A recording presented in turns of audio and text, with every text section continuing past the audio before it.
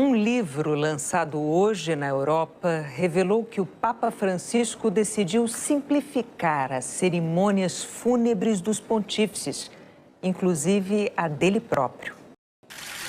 Um Papa que narra o próprio enterro, Francisco decidiu que o seu corpo não será velado fora do caixão, como prevê a tradição dos funerais papais.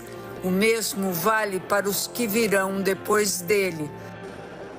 O de Bento XVI foi o último corpo exposto fora do caixão. Estou revisando o ritual para que os papas sejam velados e enterrados como qualquer filho da igreja, disse Francisco. Fazer 2 velórios era excessivo. Que haja apenas um e com o Papa já no caixão, como em todas as famílias. Não haverá mais cerimônia de fechamento do caixão. Tudo será feito na mesma cerimônia. O Papa Francisco confirma que prefere ser levado à igreja de Santa Maria Maggiore, com a qual tem grande conexão espiritual, e não à Basílica de São Pedro. Será o primeiro a ser sepultado em outro lugar desde Leão XIII, em 1903. No livro El Sucessor, do jornalista espanhol Javier Martínez Brocal, lançado hoje na Espanha, Francisco revela que, apesar da união profunda entre ele e Bento XVI, a existência de 2 papas dividiu a Igreja.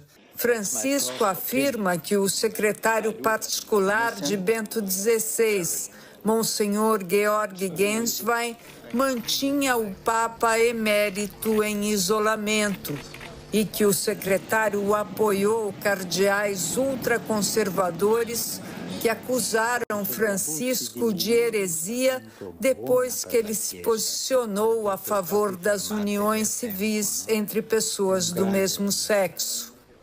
Bento XVI deu razão a Francisco. Logo depois da morte do Papa emérito, o seu secretário publicou um livro falando da convivência entre os 2 pontífices. E sobre isso o Papa Francisco comenta: que no dia do funeral tenha sido publicado um livro que fala mal de mim, contando coisas que não são verdadeiras, é muito triste.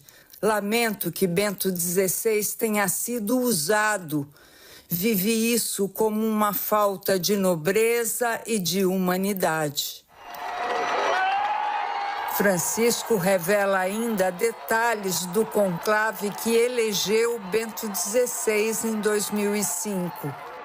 Conta que impediu que cardeais sabotassem a eleição de Joseph Ratzinger e que depois os 2 decidiram juntos quem deveria ser afastado por vazar documentos secretos do Vaticano. O Papa Francisco fez muitos elogios a Joseph Ratzinger, afirmando que ele foi um progressista durante o Concílio Vaticano II, nos anos 1960, que modernizou os ritos da Igreja. E depois, em 2013, a renúncia significou um gesto muito avançado, disse Francisco.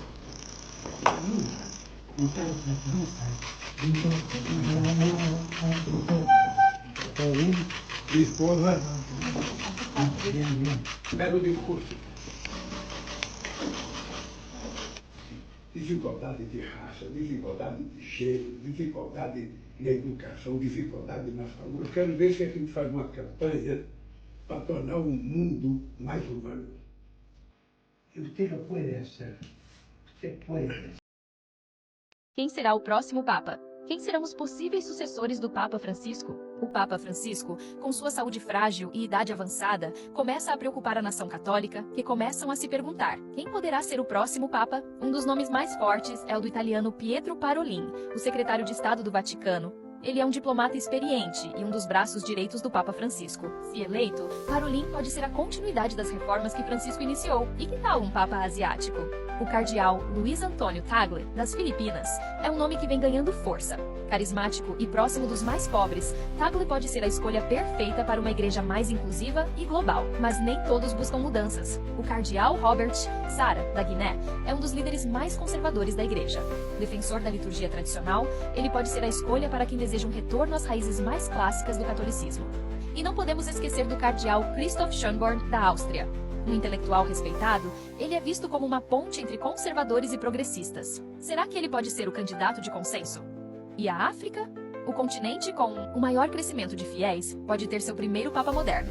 O cardeal Peter Turkson, de Gana, e Dieudonné Nzapalainga, da República Centro-Africana, são nomes que representam a força da igreja no continente africano. Mas afinal, quem será o escolhido? A verdade é que o conclave é cheio de surpresas. O Espírito Santo, segundo a tradição católica, guia os cardeais na escolha do próximo líder. E como dizem, quem entra no conclave como papa, sai como cardeal. E você, quem acha que será o próximo papa? Deixe nos comentários e não se esqueça de curtir e compartilhar este vídeo. Yo soy una persona no binaria y también soy cristiana. Y quería preguntarle si ve un espacio en la iglesia para las personas trans y las personas no binarias o el colectivo LGTB en general. Toda persona es hijo de Dios, toda persona. Dios no rechaza a nadie, Dios es Padre. Y yo no tengo derecho a echar a nadie de la iglesia. Más aún, el deber es recibir siempre. Y la iglesia no puede cerrarle la puerta a nadie, a nadie. ¿Y qué piensa de aquellas personas de iglesia, ¿no? o sacerdotes que promueven el odio y utilizan la Biblia para sustentar esos discursos de odio? Son infiltrados que aprovechan la estructura de la iglesia para sus pasiones personales, para su estrechez personal. Es una de las corrupciones de la iglesia, ¿no es cierto?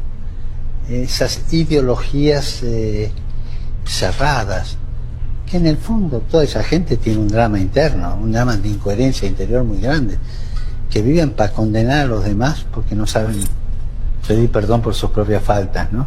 Pero el día que la iglesia pierda su universalidad, ciegos, sordos, cojos, buenos, malos, todos deja de ser iglesia, todos tienen cabida.